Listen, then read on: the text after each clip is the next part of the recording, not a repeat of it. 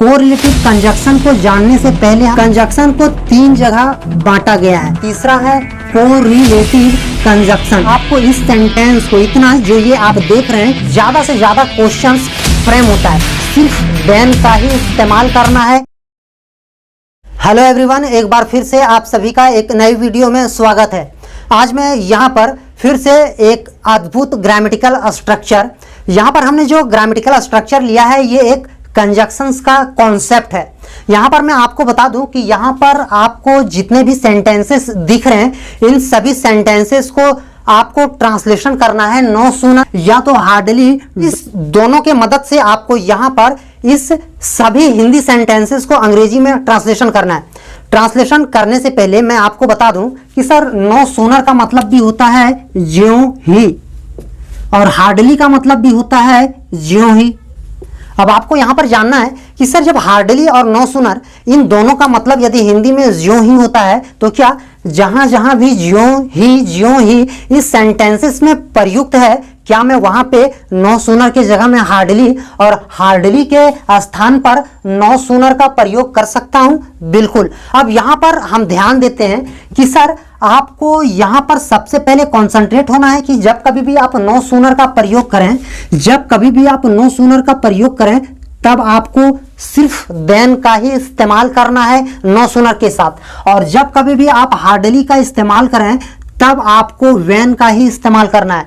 यहां पर आप फेरबदल नहीं कर सकते। यदि आप देन के स्थान पर व्हेन और व्हेन के स्थान पर देन इस तरह की फेरबदल करके लिखते हैं तो आप ग्रामेटिकली गलत करते हो। अब आइए यहां पर आपको सबसे पहले जानना है कि सर कोरिलेटिव कंजक्शन क्या है।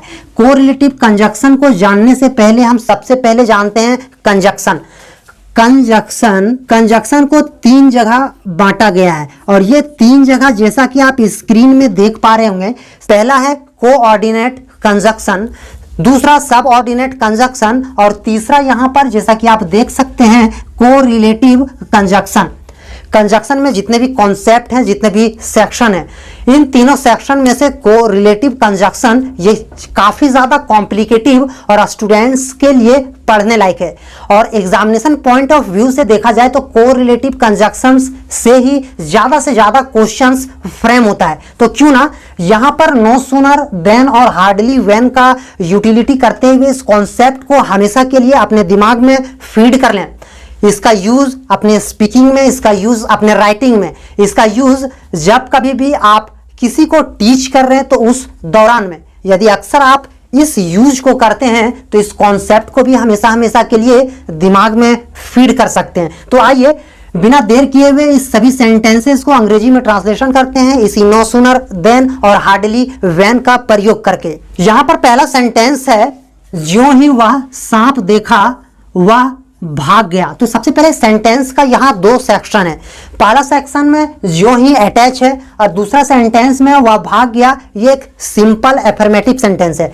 तो जब कभी भी आप नो सूनर का इस्तेमाल करें तो इस सेंटेंस को मैं अंग्रेजी में ट्रांसलेशन कर रहा हूं नो सूनर के मदद से। तो सबसे पहले ज्यों ही यानी नो सूनर, उसके बाद वहां पर वह सांप देखा, यहाँ पे ये सेंटेंस है वह सांप देखा। तो सर ये तो पास्ट इंडिफिनिट है तो आप कह दोगे कि ही सॉ अ स्नेक, पर आप यहां पर एफर्मेटिव नहीं बना सकते। मैं आपको बता दूं कि जब कभी भी आप नो सूनर का प्रयोग कर रहे हैं तब आपको इस सेंटेंस को इतना जो ये आप देख रहे हैं इस सेंटेंस को आपको इंटेरोगेटिव में ही इस्तेमाल करना है, यानी सेंटेंस को आपको इंटेरोगेटिव में ही ट्रांसलेट करना है। यानी नो सूनर वह सांप देखा, ही सॉ अ स्नेक, इसका इंटरोगेटिव बनाएंगे तो कहेंगे did he see a snake, did he see a snake. तो यानी ट्रांसलेशन होगा no sooner did he see a snake, ज्यों ही वह सांप देखा no sooner did he see a snake. और जब कभी भी नो सूनर का प्रयोग करें तो नो सूनर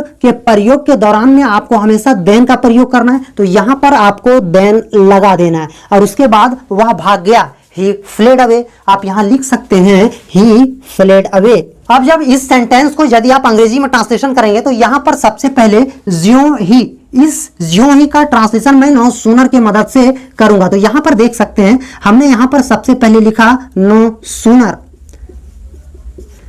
मैं रवाना हुआ, आई स्टार्टेड, पर ये तो एफर्मेटिव हुआ, आपको इंटरोगेटिव में बनाना है और लिखना है no sooner did I start then it began to rain.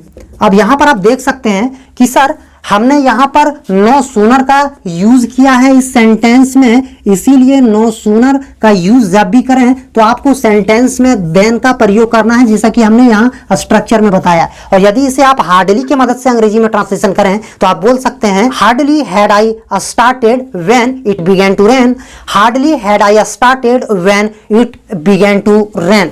यहां पर तीसरा सेंटेंस है ज्यों ही पुलिस पहुंचा, तो सबसे पहले सेंटेंस एक ये हुआ, डाकू भाग गए ये दूसरा सेंटेंस हुआ। तो ज्यों ही हम नो सूनर की मदद से कर रहा हूं तो यहां पर लिखेंगे नो सूनर पुलिस पहुंचा, तो आप बोल सकते हैं did the police reach, no sooner did the police reach then, उसके बाद आपको देन का प्रयोग करना है, डाकू भाग गए, द रॉबर फ्लेड अवे। और यदि आप हार्डली की मदद से करें तो आप बोल सकते हैं hardly had the police reached when the robber fled away. यहां पर नेक्स्ट सेंटेंस है ज्यों ही वह उठा, एक सेंटेंस इतना हुआ जिससे हम ब्रेक कर दिया। आगे यहां पर दिया है उसे छाती में दर्द महसूस हुआ, तो सबसे पहले ज्यों ही नो सूनर वह उठा did he get up then, यहां पर आपको देन का यूज करना है, जब कभी भी नो सूनर का प्रयोग करें देन का यूज आपको करना ही पड़ेगा। आगे यहां पर देख सकते हैं उसे छाती में दर्द महसूस हुआ, तो बोल सकते हैं he felt pain in his chest. आगे यहां पर दिया हुआ है ज्यों ही मैं वहां गया मैं रोशनी से मिला, तो आप बोल सकते हैं no sooner did I go there then I met Roshni. यहां पर बोल सकते हैं ज्यों ही मैं गया मैं रोशनी से मिला। सेंटेंस को ब्रेक करने के बाद सबसे पहले आपको इस सेंटेंस को बनाना है जिसमें ज्यों ही अटैच है, तो यहां पर इसका ट्रांसलेशन मैं यहां पे कर रहा हूं, नो सूनर मैं वहां गया did I go there, did I go there then मैं रोशनी से मिला, आई मेट रोशनी, आई मेट रोशनी। या तो यदि आप इसे हार्डली की मदद से अंग्रेजी में ट्रांसलेशन करें तो आप बोल सकते हैं hardly had I gone there I met Roshni, hardly had I gone there I met Roshni. यहां पर आपने जैसे no sooner dot dot then और हार्डली डॉट डॉट व्हेन, इसका यूटिलिटी आपने सीख लिया। ये वीडियो वाकई आपके लिए इंफॉर्मेटिव है और वाकई आपके कॉन्सेप्ट्स को, आपके ग्रामेटिकल कॉन्सेप्ट्स को थोड़ा सा बिल्ड अप किया। तो इस वीडियो को लाइक करें, चैनल को सब्सक्राइब करें और हाँ, आपसे मेरा तहे दिल से रिक्वेस्ट होगा कि इस वीडियो को ज्यादा से ज्यादा शेयर करें ताकि इस तरह की कंटेंट ज्यादा से ज्यादा लोगों तक पहुंच सके। Thank you.